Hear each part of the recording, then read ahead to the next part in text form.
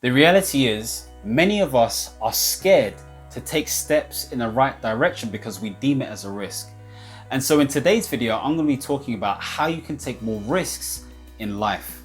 If you don't know who I am already, my name is Michael Tabirade, high performance coach and mentor, and I help self-starters and ambitious professional millennials increase their productivity, enhance their performance, realize their priorities, and live their life on purpose. Now, if this is the first time you've come to my YouTube channel, make sure to subscribe and hit the notification bell. And as always, all the links are in the description below. Now let's get into the video. Now, what is a risk? A risk effectively is something that hasn't necessarily happened yet, but you can anticipate potentially happening based on different dependencies, okay? Now, it's different to an issue where it's actually happened.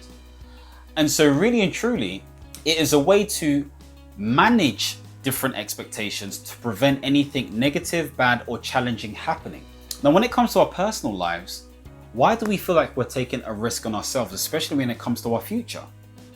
I want to talk more about this in a bit more detail and what I've basically taught some of my clients in order for them to overcome risks and actually become high performing and high achieving individuals. Now let's get into it. Now, if you think about this carefully, the fact that you may be battling with taking action and seeing it as a risk means that there is a specific goal or aim or vision that you're trying to achieve. But the real question is, why do you deem it as a risk? If we get beneath that, the question could actually be, what is it that you fear? What do you fear in this situation? Because there is something that you're scared of that you think may happen where you think to yourself, actually, it's best that I don't actually take any action. So I'm going to ask you some questions that may help you assess whether it is actually truly a risk, and if so, what can you do to overcome it? Now, before I do that, I want to create some context. He came up with something known as the zones of proximal learning, I believe, okay? And so what that is that you've seen this before. Think of a bullseye. So in the middle, you have the comfort zone, and this is the adapted version, okay? The version we probably see based on inspirational entrepreneurial stuff. So you have the comfort zone, you have the learning zone, and you actually have the danger zone. And I think in his model, this was for child development, and he was talking about what they're capable of doing, what they're learning to do, I believe, and what they're not capable of doing, okay? And so again, slightly adapted, but what we want to get to is the learning zone. This is where we're stretched. The comfort zone is good because it really expresses our competencies, what we're capable of doing, and our abilities as well. But we can't just stay there because we don't grow. And with growth comes a certain level of challenge. So we need to be comfortable with that. And so in order to become comfortable with that, we need to get to a state of learning. So how do we learn as individuals? Well, we can learn through reading, watching, and speaking. But more importantly, we learn the best when we take action, practicals. And I call it here experience. Well, I don't call it this, but that's what it is. You take experiences, you have experiences that allow you to learn very quickly. And so I'm going to ask you some questions to think about when it comes to taking risk. So the first question, which I've stated before, is what are you actually scared of? What's the fear? If you can get beneath this and understand what you're trying to avoid, then there may be some answers in terms of how you need to respond going forward. The next question after that is, regardless of whether you're scared or not, do you want to stay where you are, or do you believe that there's more? Thinking about this specific question gives you context because you may know you want to do more, but fear is stopping you in your tracks. And so again, that acknowledgement is truly important when it comes to coming out of risk. And this, again, is from a personal standpoint. The third question is, do you want more? Do you truly want more? Is this coming from you or somebody else? If it's coming from somebody else, then maybe you don't have to do it. But if it's coming from you, or if this is a dependency based on survival, okay, if we're thinking about Maslow's hierarchy, sleep, food, energy, money, etc., then there are questions to be asked. But if it's truly coming from you, or if it's a dependency, what does more look like? What do you need to do to get more? Another motivating question is, are you actually truly happy with your life right now? I know happiness is a mood, so to speak, and so we swing in and out of it. But in terms of a general sense, are you happy? And if not, what is causing you not to be happy? Because sometimes being stuck in this fear and not taking action is what is causing your unhappiness. The very thing that we need to do is the same thing that we're avoiding. And so if that's the case for you, it sounds like you need to attack that fear. You need to head it face on. I think it was Will Smith who was saying how he attacks fear. If he's scared of something, he needs to go out there and face it. And that's why he jumped out of a plane at age 50. He's mad, but he did it, okay? And you kind of need that craziness and madness in order for you to take a risk to overcome what you need to do. So take some inspiration from that. I guess a follow-up question from that is, what do you need to do to get the life that you want?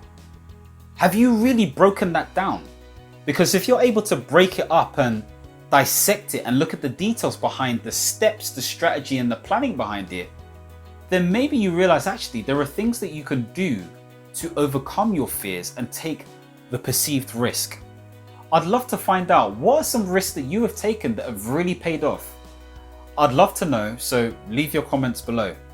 Another question to ask is staying where you are going to get you what you want? That is the question. I mean, if you're happy to stay where you are, and I've effectively asked that question already, then by all means stay where you are, but don't say that you're taking a risk if you're not taking any action. The fact that you're taking no action could be a risk in itself. The risk that you won't actually get the life that you want. And so think carefully about that before you start making conclusions. The next thing is, what are you actually risking? Like really and truly, is it a risk or is it a fear? Don't confuse the two, okay? Because if it's a fear, then that can be unearthed. Maybe with the right conversations, the right level of planning, all of these different things here. But if it's a risk, again, effectively the same, so to speak. But those two sets of languages creates a different experience. And so you need an experience that is conducive to what it is that you're aiming to do, because that is who you're becoming and that's the life that you want to live. And therefore it's an important thing. So really break down what you truly are risking, if anything at all. Follow-up question from that is there anything that you can mitigate against these risks? In other words, are there things you can do to prevent these risks from happening or minimize these risks? And if I'm following on from that, is that a case of having the right people, the right training, the right experience? What can you do to minimize the risk or perceived risk in your life? Another question to ask is, what can you learn from failures and successes? What have other people done, organizations, groups, or whatever it may be, in terms of their failures and successes? What can you learn from them? I mean, it's great to see the glitz and glam of those individuals who have done well, and sometimes that can put you off because you're like, oh my gosh, they've done so great, but you don't know necessarily how many times they've failed. And so some of those individuals have learned from those failures in order for them to be successful. And so thinking about that logically, what is it that you can learn from these people in order for you to mitigate against these risks, these so-called risks that are holding you back? Another question to ask is, what information do you need? Sometimes it's just a case of not having the right knowledge, and so we haven't done the right research or delved in to know how to respond to this perceived risk. Now, hopefully you can see why asking these questions can help you overcome some of these perceived risks that you have in your mind.